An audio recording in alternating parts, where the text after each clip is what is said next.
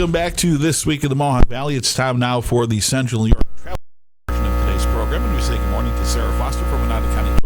Sarah, how are you? Hi, I'm good. How are you? Great. We're going to talk this morning about it coming up at Rome Community Theater.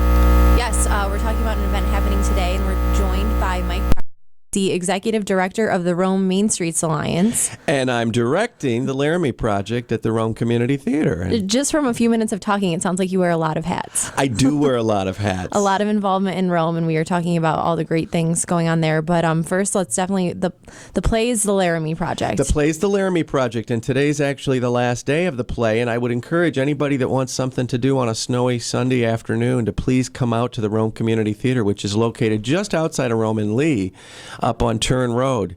And we've got a phenomenal production. I'm a theater. My background is in theater. I used to be a theater professor at Phillips Andover out east. Okay. And so the producer at the community theater approached me. I'd worked with Brian Angel years ago.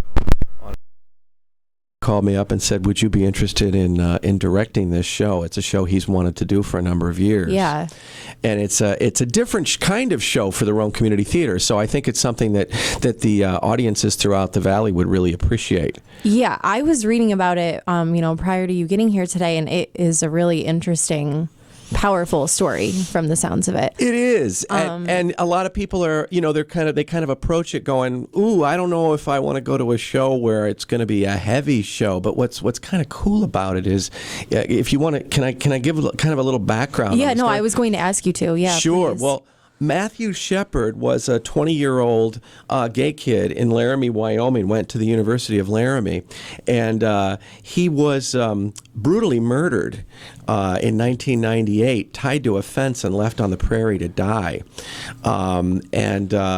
Shortly after this occurred, the Tectonic Theater Company, led by a guy named Moises Kaufman in New York City, had the idea, this is something, we're kind of taking the temperature of the country right now. It was sort of timely, Because this was 1998. 98, and it had kind of caught the public's imagination. This was one of those things in the media that sort of went around the world. It was one of those shots heard around the world. And yeah, gay kids get beat up all the time, this sort of thing. But for some reason at this point in time, they went, wow, they woke up. Yeah. And they went, okay, let's go out to Laramie. So he took a group of actors and writers from his theater company out to Laramie, and they returned 6 times to Laramie, and over the course of a year did over 200 interviews with the townspeople. And it was people that were involved in the case, people that just lived in the town and saw what how the whole thing shook out and what went down. People, the bartender at the bar where Matthew was the night he was murdered, that sort of thing. Very powerful piece. And what I do is I have a dozen actors, and each of those actors are playing anywhere from 4 to 7 roles. Oh my God. Of these townspeople. And, wow. And they're telling their story. Cool piece. So that is the part of the actual play is showing the interviews. That's it. That's it. The entire play is a series of interviews of these people talking about the occurrence. So it goes from their first visit, where these people in the town are talking about, it's a town of 26,000 people, and the town hosts the University of Laramie, Wyoming. And they're talking about, this kid that's just been beat up and left to die on the prairie, and the kid's in the hospital, and then it goes through his death, and then the aftermath and how the town feels about itself. And the media attention, and then it goes clear through the trials of the 2 guys that murdered him. Wow. Yeah, and it sounds heavy, but it's a great piece. There's a lot of introspective humor, a lot of soul searching, and ultimately it's a hopeful piece. So I like the overall. I love the concept. piece. Yeah, I mean, is it giving anything away if I ask when the interviews are being conducted? Are there mixed reactions? Like, are some people empathetic? Some people agreeable? Okay. Because, Absolutely. You're all over the place. It's hard to think back to 1998 and how, I was definitely younger, like how everything is perceived. Well, at that time, you had a lot of tech sector industries, a lot of big industry that were really starting to go with the whole spousal equivalency. Gay marriage wasn't on the radar. Right. I had taught at Phillips Andover out east. They had just gone with a spousal equivalency. They were trying to grapple with the whole issue of gay identity and gay youth and education and hate crime legislation and this sort of thing. And then Matthew was murdered, and his parents, Judy and Dennis Shepard, then became big political activists dealing with hate crime legislation and such, and I believe they're still quite active. Yeah. It sounds incredible. I'm very intrigued. I think it sounds really like an awesome piece. So today's the last day. What time is the show? The show this afternoon's at 2:30. Okay. At the Rome Community Theater up on Turn Road. If you come down, if you're from the anywhere else in the valley and you come into Rome, head up Turn Road and just over the border into Lee, it's on the left. How do people get tickets? People can get tickets. Let's see. I've got the information right here. They can call the box office at 315-337-5290 from 6 to 9 p.m. or they can visit the website at romecommunitytheater.org. Perfect. No, I think it sounds incredible, and it's cool that you're directing it, and that these actors are playing so many different spots, which is always impressive. Well, and it is, because I've got actors that are seasoned community theater actors. I've got actors who are brand new. Yeah. We had a rehearsal working up to the production where we had a new actor. His daughter's in the show, and he had never ever been in a theatrical production. And I took a chance on the guy. I saw something in him, and he had us in tears. Wow. He plays Dennis Shepard, and he was speaking in the trial of the Aaron McKinney, who was the second guy to stand trial for the murder. Yeah.